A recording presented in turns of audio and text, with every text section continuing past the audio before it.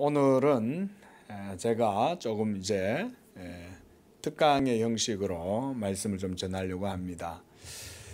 수요 예배 때 지난주까지 이제 갈라디아서를 마치고 이번에는 구약의 선지서를 좀 해보려고 그럽니다.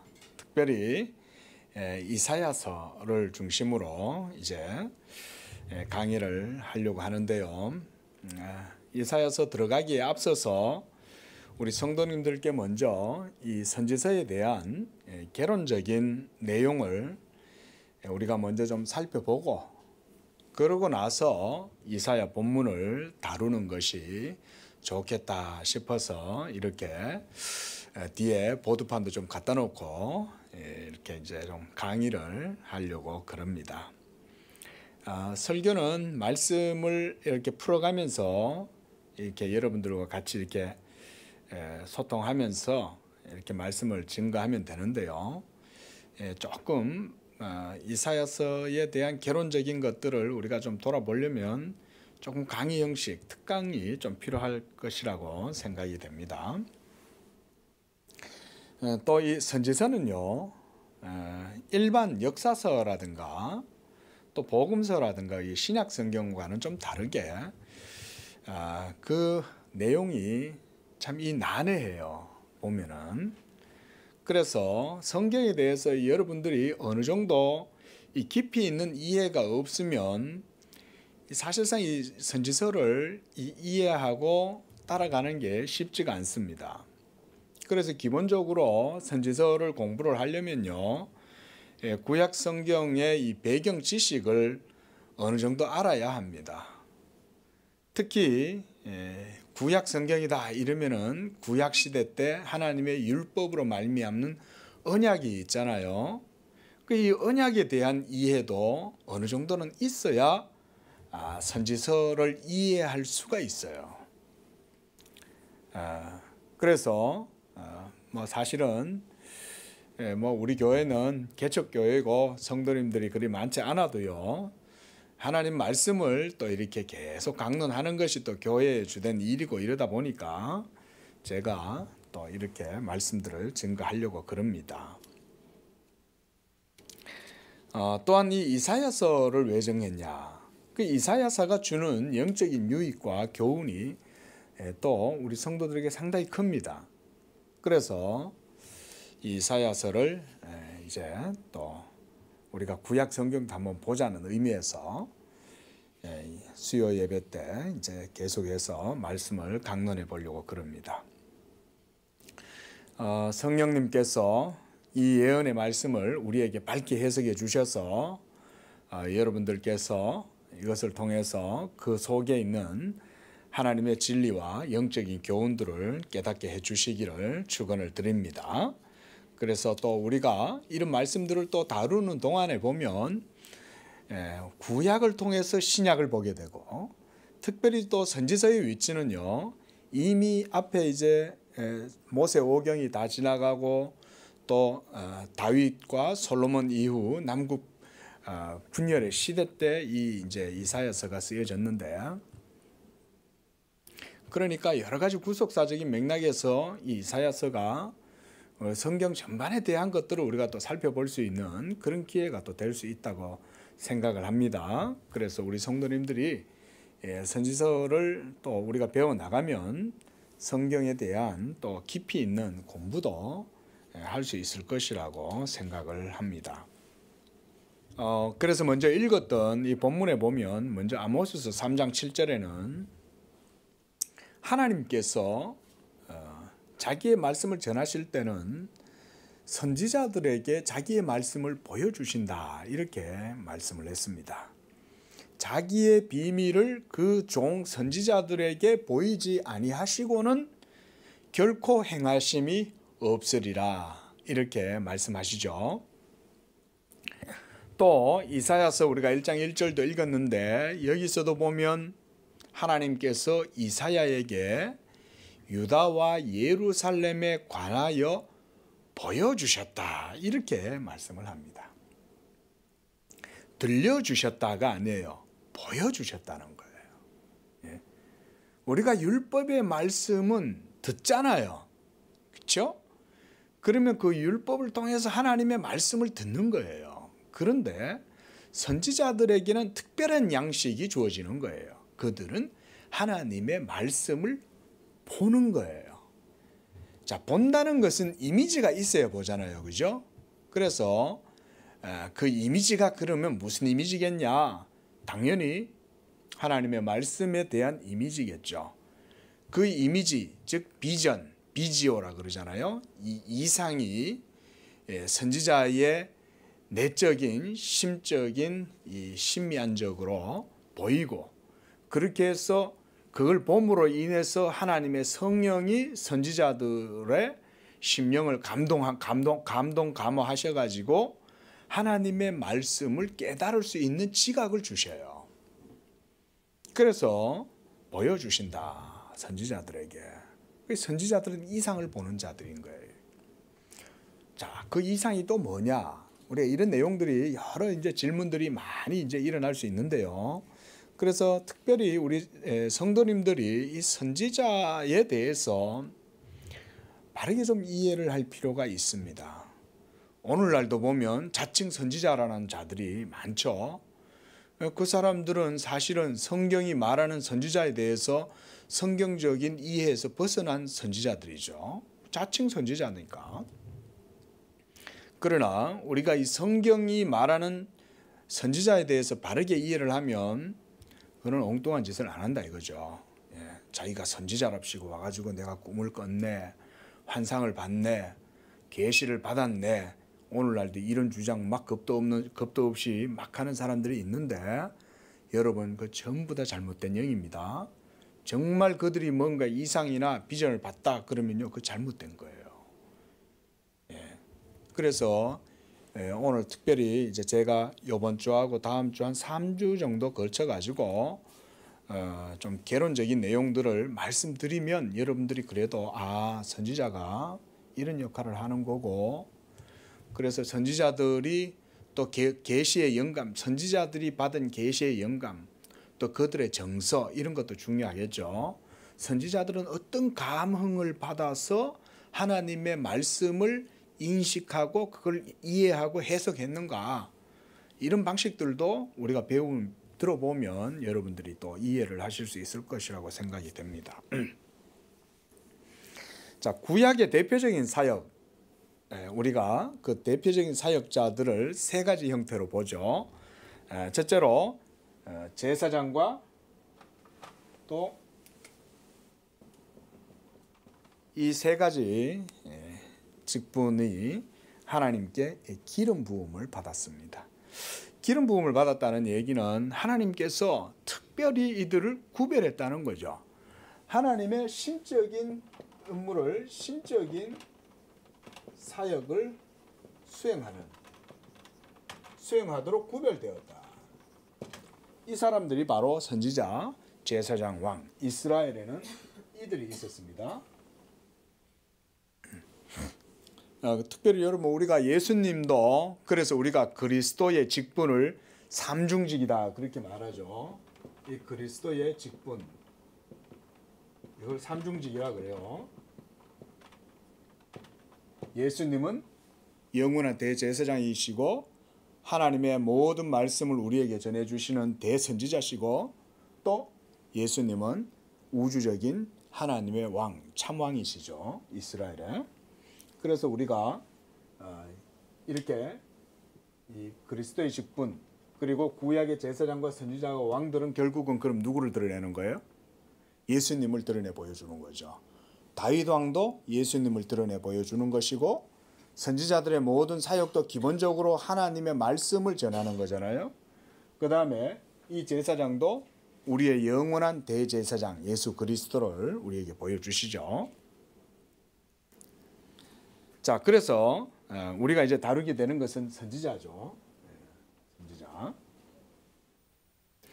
구약 성경 속에는 많은 선지자들이 있었습니다. 그래서 엄밀히 말하면 우리가 성경 속에 보면 에녹 아시죠? 하나님께서 데려간 에녹, 그도 선지자였고, 노아도 엄밀히 말하면 선지자라고 할 수가 있어요. 왜냐하면 그 당대에 그 홍수 이전 시대 때 사람들이 얼마나 세상에 많았습니까? 그들에게 하나님의 물심판을 경고하면서 말씀을 전했죠. 그런 의미에서 그도 선지자라고 할 수가 있고, 하지만 보다 특별하게 이제 선지자라고 이렇게 부를 수 있는 것은 바로 모세죠. 하나님의 큰 선지자죠, 모세가. 그리고 이제 모세 이후에는 또 여호수아가, 그리고 나서 이제 가나안 땅에 들어가잖아요. 그 가나안 땅에 들어가고 난 다음에 여호수아가 죽고 난 다음에는 누가 이런 선지자의 사역들을 했을까요? 사사 시대잖아요, 그렇죠? 자, 그 이 사사들이 사사 시대에는 선지자 역할을 같이 했다고 할 수가 있습니다. 그리고 사무엘에게 이르러서 이제 사무엘에 이르러서 이 사무엘 선지자에게서부터 이스라엘이 이제 왕정 시대가 되죠. 이스라엘은 기본적으로 신정 국가죠, 그렇죠? 하나님께서 다스리시는 신정 국가죠. 하나님의 언약으로 세워진 하나님의 통치하는 나라, 신정 국가였죠. 그런데 이 신정 국가가 이제 사무엘의 시대에 이르러서 이제 왕정 시대가 되죠. 자, 초대 왕 누굽니까? 사울이죠, 그렇죠? 사울. 그 다음 또 누구죠? 다윗이죠.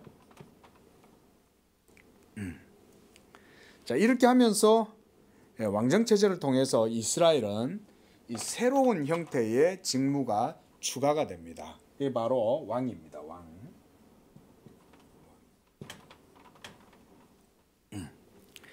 자, 이렇게 하나님께서 왕도 기름 부으셔 가지고 세웁니다. 그렇죠? 그래서 사울도 왕으로서 하나님께서 사무엘에게 기름을 부어서 왕으로 세우고, 또 이 사울이 이제 폐위되죠, 하나님께로부터. 그래서 하나님의 마음에 합한 자, 바로 목동이었던 다윗을, 이새의 아들 다윗을 또 기름을 부어서 하나님께서 그를 왕으로 세우시고, 이렇게 해서 계속 왕은 또 이렇게 기름 부음을 받습니다. 참고적으로 여러분, 왕이 더 높을까요? 선지자가 더 높을까요? 권세로는 왕이 더 높아요, 그렇죠? 왕은 이스라엘의 왕이잖아요. 그러니까 왕은 더 높습니다. 근데 권위로는 누가 더 높을까요? 권위로는 선지자가 더 높습니다. 왜? 선지자가 왕을 기름 부어서 세우잖아요. 그리고 선지자들은 하나님의 말씀을 수행하는 역할을 하지만, 때때로 하나님께서 하나님의 대언자의 역할을 해서 왕에게 가가지고 왕에게 막 경고를 하잖아요. 나단 선지자가 다윗한테 가가지고 당신이 하나님 앞에 범죄하고 악한 일을 행하였다고 막 책망을 하잖아요. 히스기야 선지자에게도 또 이사야 선지자가 가가지고 예언을 하면서 이사야 선지자를 또 돕기도 하고 그러죠. 그러니까 선지자의 권위가 왕보다는 더 높지만 권세는 왕이 더 높아요, 그렇죠? 자, 참고적으로 그런 말씀을 드립니다. 그만큼 선지자가 이스라엘에게 있어서는 중요하다, 이제 이런 말씀을 드리는 겁니다.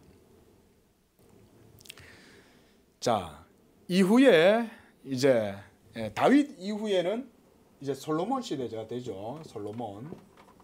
자, 여러분, 이 솔로몬 시대 이후에 이스라엘이 남왕국과 북왕국이, 그렇죠? 분열이 되잖아요.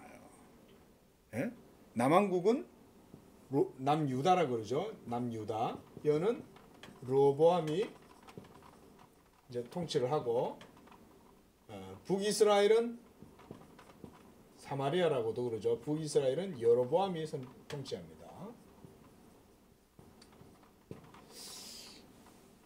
이러면서 남북 왕국이 분열이 되고 나서 점차 이스라엘은 이제 멸망의 길로 점점 걸어가게 됩니다. 그래서 북이스라엘은 기원전 722년 앗수르의 침공으로 먼저 북이스라엘이 사마리아가 야수르의 공격을 받아가지고 사마리아 멸망을 합니다. 많은 사람들이 포로로 끌려가고 죽고, 그리고 남유다도 이제 기원 BC 586년에 이 바벨론의 느부갓네살 왕에 의해서 정복을 당하고 시드기야 왕이 바벨론으로 끌려가면서 많은 사람들이 이제 바벨론의 포로가 되죠.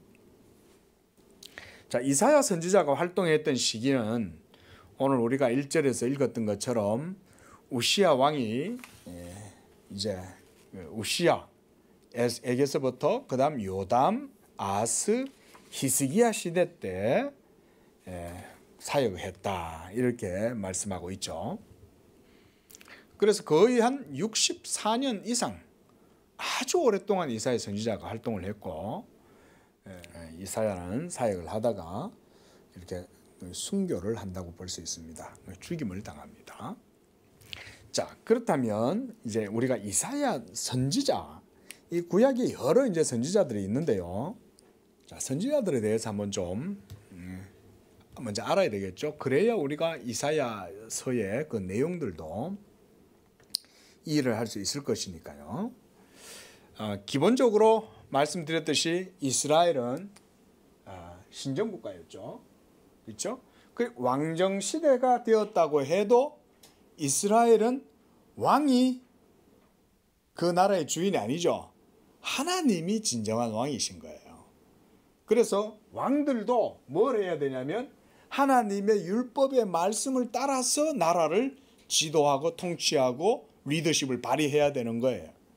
예? 그게 바로 이스라엘의 왕이에요. 이스라엘의 왕은 그래서 율법을 버리면 안 돼요. 그래서 이 선지자들은 하나님의 말씀을 전하던 이 사역자들이라고 해서 선지자라고도 하고 또 선견자라고도 하고 또 예언자다. 이거 우리가 히브리 말로 나비 이렇게 말합니다. 그래서 이스라엘 사회의 모든 중심이 바로 이 중요한 겁니다. 선지자를 이해하기 위해서 가장 중요한 게 뭐냐면 이스라엘의 가장 중요한 것이 뭡니까? 율법이죠. 율법이 바로 이스라엘에게 주신 하나님의 뭡니까 이게? 언약의 말씀이죠. 그렇죠? 율법이 바로 언약의 법이라고도 하고 말씀이라고도 그럽니다. 그렇죠? 이게 제일 중요합니다. 우리가 선지자들의 사역에 대해서도 우리가 뭐 얘기하자면 막 여러 개 많아요.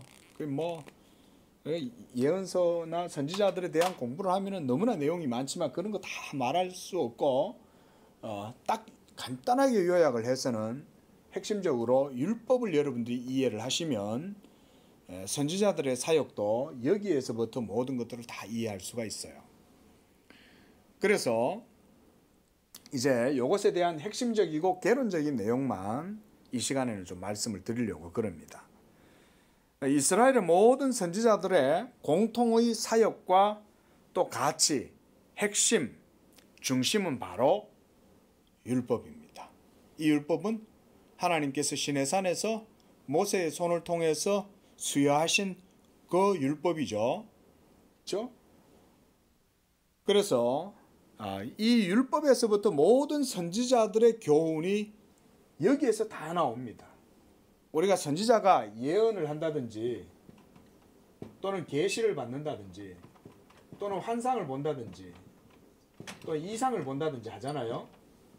여러분, 이 모든 내용은 다 율법과 관계가 있습니다. 그러니까 오늘날 성경을 벗어난 사적인 계시를 주장한다든지 자기가 무슨 환상을 봤다든지 이런 사람들 있죠. 여러분 전부 다 그 악령들입니다. 믿으시면 안 됩니다. 설령 누가 환상을 봤다, 이상을 봤다, 어떤 신비적인 체험을 했다 하더라도 그 사람이 성경 이상의 어떤 것을 주장하면 그것은 거짓령이에요. 그걸 아셔야 돼요. 예? 어떤 체험은 모르기 때문에 누군지 주관적인 체험이 있을 수 있지만 그 체험이 성경의 증거를 벗어나면 안 돼요. 예언은. 예? 그래서 성경의 계시의 증거 이외에 내가 계시를 받았다든지 뭔가 더 추가적인 계시가 있다. 그런 거는 전부 다 잘못된 겁니다. 그래서 구약의 이스라엘의 선지자들도 예언 활동을 할 때는 그 모든 내용은 이런 모든 것들이 다 기적도 포함되죠. 기적도 포함됩니다. 기적. 엘리야나 엘리사가 많은 기적을 행하잖아요. 그렇죠? 그 기적들도 다 율법과 관계가 있습니다. 이게 가장 중요한 원칙이에요. 자, 그러면 율법이 뭐냐? 이거 먼저 조금만 설명을 드려야 돼요. 이것도 우리가 간단하게 세 부분으로 우리가 율법을 이해할 수 있습니다. 하나님께서 이스라엘 백성들에게 주신 율법. 첫째로 뭐냐면 이 율법은 먼저 삶의 규범입니다.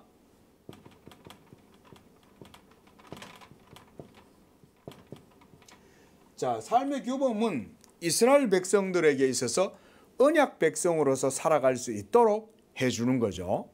그렇죠? 그래서 거룩하고 의롭게 살아갈 수 있도록 율법이 삶의 규범으로 주어져 있었어요. 그래서 이 율법으로 말미암는 또 제사 의식들 있잖아요. 여러 규례들. 이런 의식과 규례들은 하나님께 대한 예배와 그리고 경건에 따라서 행하고 그렇게 함으로써 모든 종교적인 활동이 다 이 율법의 계명을 따라서 이루어지도록 백성의 삶을 하나님께서 규정해 주시는 거예요. 그래서 율법을 벗어나면 안 되는 거죠. 율법을 벗어나서 하나님을 섬기겠다. 그러면 그 전부 다 불법이에요. 하나님을 예배하는 것조차도 율법을 따라서 하나님을 예배했어야 돼요. 그렇죠? 그래서 율법을 벗어난 예배의 행위는 전부 다 거짓 예배인 거예요. 둘째로 이 율법에는 또 뭐가 포함되어 있냐면 위협과 약속. 이 두 개가 포함이 되어 있습니다. 한번 따라 보겠습니다. 위협과 약속. 그래서 선지서들 뿐만 아니라 모세 오경을 통해서도 우리가 보면 모세도 율법을 통해서 율법에 대한 순종이 있으면 축복이 있고 율법에 대한 불순종이 있으면 저주가 선언되죠. 그렇죠? 그래서 위협과 약속은 선지자들에 의해서도 계속해서 반복적으로 이스라엘 백성들에게 주어진 거죠. 특별히 이 위협과 약속들이 이제 선지자들에 의해서 언급이 될 때는 조금 특별한 형식으로 많이 나타나는 것을 볼 수 있어요. 위협은 뭡니까? 하나님께서 범죄한 이스라엘에게 진노하시고 징계하시겠다는 거잖아요. 그래서 예를 들어서 뭐 여러 가지가 많지만 너희가 내 말을 버리고 우상을 섬기고 범죄하였으므로 나도 너희를 버리노라 라고 하면서 이방의 나라들을 막대기로 사용해서 너희들을 때리겠다. 그리고 너희로 하여금 바벨론의 포로가 되게 하겠다 라고 하는 등의 여러 가지 이제 위협들이 주어지는데 특히 이럴 때에 선지자들이 뭘 보게 되냐면 환상 이런 걸 보는 거예요. 이상을 보는 거예요. 환상을 보는 거예요. 그래서 장차 어떻게 될 것에 대해서 선지자들에게 그 계시의 말씀을 보여주는 거예요. 그 위협의 환상이나 이상들을 보면서 선지자들은 막 이스라엘 백성들, 범죄한 이스라엘 백성들을 향하여서 하나님의 말씀을 선언을 하는 거죠.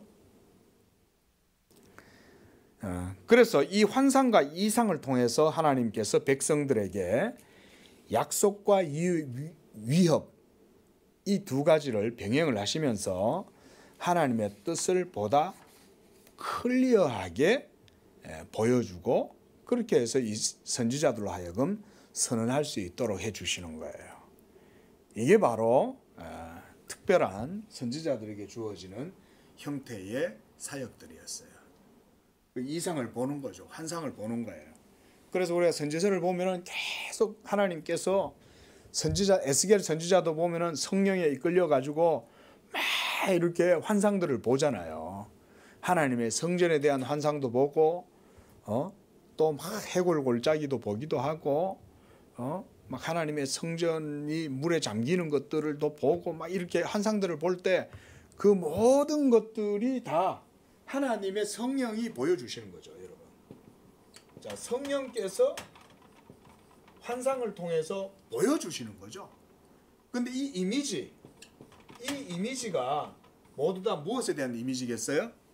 율법에 대한 이미지로 해석이 돼서 선지자들에게 영감적으로 주어지는 거예요. 그러니까 이런 것들을 이해하면 우리가 이제 선지서를 보면 그런 환상들이나 이상이 있으면 이게 모두 다 하나님께서 율법을 어긴 이스라엘 백성들에게 이렇게 하는 거구나. 하나님은 위협만 하시진 않죠. 위협과 함께 약속도 선지자들에게 동시에 또 나와요. 그래서 보면은 사막에 샘이 넘쳐 흐르리라. 독사의 굴에 어린이가 손을 놓고 장난을 치고 이러면서 사자와 양이 같이 뛰놀고 막 이런 것들에 대한 환상도 보여주기도 하시고 그런 이상들도 보여주시죠.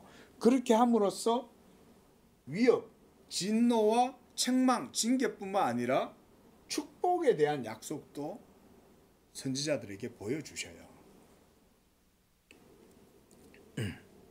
그 다음 세 번째는 뭐냐. 자, 이게 어떤 면에서는 제일 중요하다고 할 수 있어요. 율법의 모든 해석은 바로 그리스도께 근거를 두고 모든 특별한 약속을 포함하는 은혜 언약이 바로 모든 선지자들의 내용이라고 할 수가 있습니다.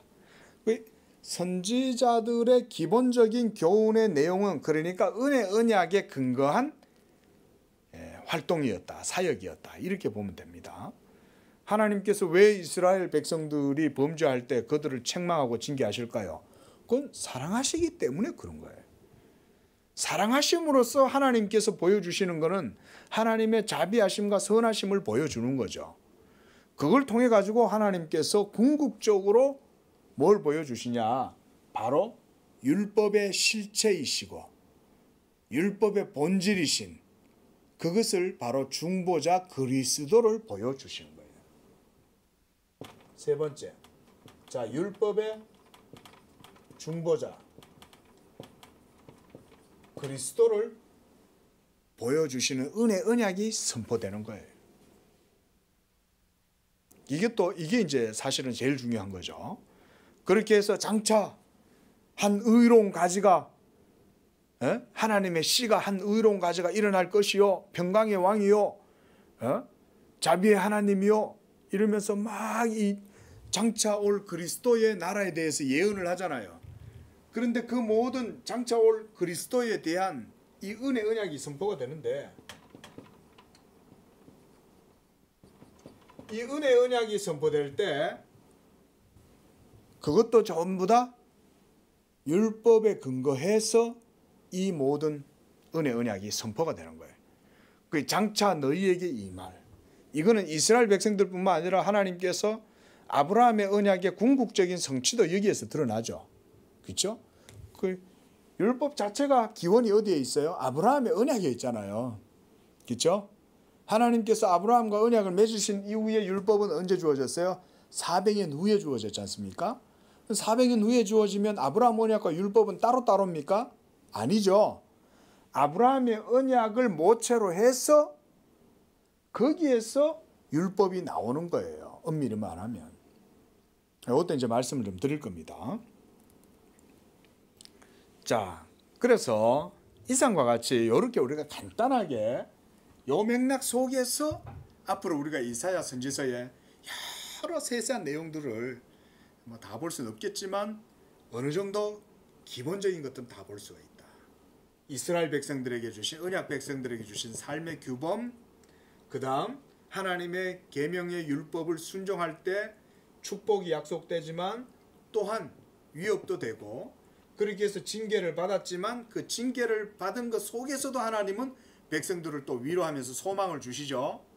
그런 것들이 모두 다 이제 이런 특별히 이런 환상이라든가 또는 기적이라든가 이런 형태를 통해 가지고 이제 주어집니다. 선지자들은 그래서 이런 사역들을 많이 한 거예요. 환상도 보고 기적도 보고, 예를 들어서 뭐 나아만 장군이, 예? 이제 아람 나라 장군 나아만이 막 어떨 때는 막 이스라엘을 침공하고 공격하고 이러다가도 또 그 이스라엘에서 끌려온 이 여자 아이에게서부터 이제 우리 주인이 이스라엘의 선지자에게 가 있으면 그 병이 낫겠나이다 이런 얘기도 하잖아요. 그 선지자한테 왔더니 병이 또 낫잖아요. 요단강에 가가지고 7번 씻고. 자, 그런 기적들도 모두가 다 뭘 보여주냐? 하나님의 율법을 따라서 모든 것들이 다 행해지는 거다, 이렇게 보면 돼요. 그러니까 여러분 생각해 보세요. 선지자들도 이스라엘 백성이잖아요. 그 이스라엘 백성으로서 선지자들도 하나님을 섬길 때 뭘 근거로 하나님을 섬기겠어요? 율법을 따라서 하나님을 섬길 거 아니에요. 그들도 율법을 지켜야 되는 거예요. 그러니까 하나님과 가장 가까이 있었던 선지자들의 마음속에 뭐가 있냐? 율법이 가장 핵심적으로 선지자들의 마음을 감동하는 거죠. 그래서 이스라엘이 불순종하고 하나님께 매를 맞고 막 얻어 터지고 그래가지고는 처참한 상황이 되었을 때 이 선지자들은 하나님의 불붙는 마음을 마음에 품는 거예요. 율법에 대한 마음, 이 언약에 대한 그 불붙는 마음을 품고 백성들을 향하여 하나님의 예언의 말씀을 막 전하는 거예요. 그것도 자기가 개인적으로 뭐 감동돼서 하는 거 아닙니다. 성령이 시키는 거예요. 성령에 의해서 이 율법의 말씀을 통해서 이스라엘에게 하나님이 환상도 보여주시고 예언도 보여주시면서 성령이 임하면 선지자의 의식이라 그래요. 이거를 계시 영감 또는 감정 이렇게 말할 수 있죠. 선지자들의 감정, 영감 이런 것들이 이제 작용을 해가지고 그들이 하나님의 사역들을 한다. 자, 이 정도면 이제 기본적인 계란적인 내용들은 말씀을 드렸습니다. 자, 그래서 이상과 같이 이 율법의 교훈은요. 그러면 우리가 이렇게 생각해 볼 수 있겠죠. 선지서를 하는 이유가 뭡니까? 그 선지서가 이런 형태로 선지자들이 이런 틀 속에서 사역을 했다면 그게 오늘날 우리 성도들, 신약 성도들은 왜 그걸 해야 합니까? 라고 우리가 이런 질문을 한번 해본다면 그 정답은 간단해요. 신약의 성도들도 그리고 신약의 교회도 동일하게 이 하나님의 계명의 말씀을 따라서 신앙생활을 한다는 거예요. 그러나 우리는 율법 아래에서 종의 신분으로 하나님을 섬기는 건 아니죠. 신약의 성도들은 복음 아래에서 신앙생활을 하기 때문에 우리는 자유하는 자의 자녀죠. 그렇죠? 우리는 자유하는 자의 자녀잖아요. 그러면 자유하는 이 자녀들인 신약의 백성들은 그러면 하나님의 율법의 도를 벗어나면 됩니까? 안 됩니까? 안 되잖아요. 왜? 믿음으로 율법을 폐하느냐? 폐할 수 있어요? 없어요? 아니죠. 그러면 그것은 잘못된 거예요. 도리어 믿음으로 율법을 사도 바울은 굳게 세운다 그랬어요. 율법을 그냥 세우는 게 아니에요. 사도 바울은 그 앞에 굳게라는 형용사를 썼어요. 그래서 굳게 율법을 세우는 것이 우리의 복음 신앙이다 이렇게 말했습니다. 이 율법주의가 되라는 말이 아니에요. 자, 오늘은 말씀을 여기서 이제 조금 마무리를 하면서요. 제가 이 말씀을 드리고 오늘 말씀은 좀 정리를 해보겠습니다. 여러분, 그렇다면 오늘날에는 선지자가 있어요, 없어요? 선지자가 있습니까, 없습니까? 요거 말씀 잘 하셔야 돼요. 자, 오늘날에는요, 더 이상 여러분 선지자 직분은 없습니다. 선지자 직분은 예수 그리스도께서 모든 사역을 수행하셨기 때문에 선지자의 직분은 없어요. 자, 그러면 선지자의 직분이 없다고 해서 하나님의 말씀 전하는 직분은 사라집니까? 어떻게 됩니까? 하나님의 말씀 전하는 직분은 여전하죠. 그렇죠? 그거는 선지자들, 구약의 선지자들과는 공통이에요. 예? 말씀 사역. 하나님의 말씀을 전하는 이 말씀 사역은 선지자들이나 신약에 이건 누가 맡았어요? 목사님들이 이걸 맡은 거예요. 목사. 지금은 신약의 교회에서는 초대교회 때는 사도들을 통해서 그리고 그 이후로 점점 오면서 이제 교회가 점점 이제 시스템을 가지면서 이제 교회의 감독들 이제 그들이 하다가 점차되면서 이제 교회가 이제 신약의 교회가 지금은 장로의 정치 체제가 지금은 서 있잖아요. 그러므로 지금은 합법적으로 하나님의 교회의 말씀 사역을 감당하는 자들은 목사에게 주어져 있어요. 그러면 목사들은 선지자냐? 선지자라고는 할 수는 없어요. 예? 그 목사의 직분인 거예요. 이거는 하나님의 말씀을 전하는 직분인 거예요. 하나님 나라에. 그래서 이 목사님들이 성경에 기록된 말씀을 해석하고 그리고 증거하고 가르치고 선포하는 그런 역할들을 하는 거예요. 목사들이.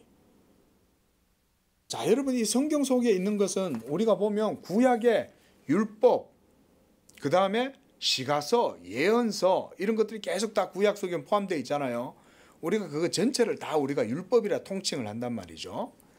그러면 이제 신약 시대에는 우리가 모든 신약 성경들도 우리에게 그것을 풀어주는 분은 성령이시죠. 그렇죠? 성령께서 이 역할을 하시잖아요. 그래서 성령이 교회의 하나님의 모든 영적인 일들을 감당하시는데 사람을 세워서 하시는데 말씀 전하는 것은 목사들에게 은사를 주셔서 하게 하시는 거예요. 자, 교회 내에 말씀 전하는 사역만 있습니까? 아니죠. 성령으로 말미암아 다양한 은사들이 교회 내에는 있어요. 그런 은사들도 모두가 질서 가운데 하나님의 성령의 은혜 속에서 이루어지는 거예요. 특별히 우리가 이제 말씀 전하는 사역은 그래서 이제 목사님들에게 이런 것들이 주어져 있다 이렇게 말씀을 합니다. 그러나 말씀이 그들에게 주어져 있다고 해서 그들이 예언을 하거나 또는 환상을 보거나 또 계시를 주장하거나 이렇게 하면 안 돼요. 왜냐하면 이제 성경에 기록된 모든 하나님의 예언의 말씀은 여러분 이제 성경의 말씀으로 딱 이제 성경 66권으로 인봉이 딱 돼 있어요. 예. 그래서 우리가 요한계시록 22장 18절에 보면 하나님께서 말씀하시죠. 이 두루마리의 예언의 말씀을 듣는 모든 사람에게 내가 증거한다. 누구든지 이것들 외에 더하면 하나님이 이 두루마리에 기록된 재앙들을 그에게 더하게 하실 것이다. 이렇게 말해요. 그러니까 성경의 말씀으로 만족할 수 있어야 돼요. 그리고 성령께서는 이 성경의 모든 기록된 말씀을 목사들을 통해서 얼마든지 우리 시대의 성도들, 이 시대의 언약 백성들에게 구약의 선지자들이 했던 것처럼 동일하게 말할 수 있어요. 모든 성경은 하나님의 성령으로 기록된 것으로 교훈과 책망과 바르게 함과 의로 교육하기에 유익하다. 성경이 그래서 모든 삶의 규범으로 우리에게 주어질 수 있는 거예요. 목사님들이 예수 그리스도의 복음을 증거하고 선포하면 그 말씀을 듣고 믿음으로 모든 언약적 삶이 이와 같은 형태로 우리에게 가능한 것입니다. 신약의 성도들도 하나님의 말씀을 버리고 믿음을 버리고 헛된 하나님의 말씀의 증거가 아닌 헛된 것을 쫓아서 나아가면 여전히 하나님은 오늘날도 책망하시고 징계합니다. 여러분 그거 잘 아셔야 돼요. 뭐 은혜 시대니까 죄 지어도 하나님이 모든 거 다 봐준다 이런 거 없어요. 하나님의 성령을 거스르고 근심케 하면 오늘날도 하나님은요 징계하십니다. 자기의 택한 백성들도 잘 기억하셔야 돼요. 그러나 이제 그 모든 사역들도 구약시대와는 좀 다르죠. 구약시대 때는 아직 불완전한 율법 아래에서의 시대였기 때문에 여전히 그림자 시대, 그렇죠? 상징과 표징의 시대 이때였기 때문에 그 시대와는 오늘날 시대와는 좀 다르지만 그러함에도 여전히 성령은 구약시대보다 오늘날 어쩌면 더 분명하게 사용한다. 이렇게 우리가 이해를 할 수가 있습니다. 자, 이제 다음 주에도 이제 이런 내용으로 우리가 조금만 더 이제 보려고 그럽니다. 기도하겠습니다.